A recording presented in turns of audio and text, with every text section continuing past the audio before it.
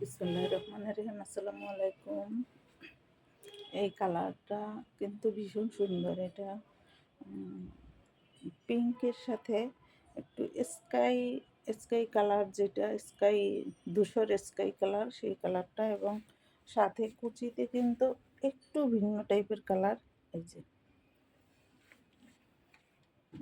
তো এই হলো সম্পূর্ণ শাড়িটা। এটাও একদম প্রিমিয়াম কোয়ালিটির সফট সিল্ক। আমাদের এই এই যে ম্যাটেরিয়ালস, এই ম্যাটেরিয়ালসটা কিন্তু অনেক বেশি প্রিমিয়াম, যার জন্য আমাদের একটু কস্টিং বেশি পড়ে এই শাড়িগুলোতে।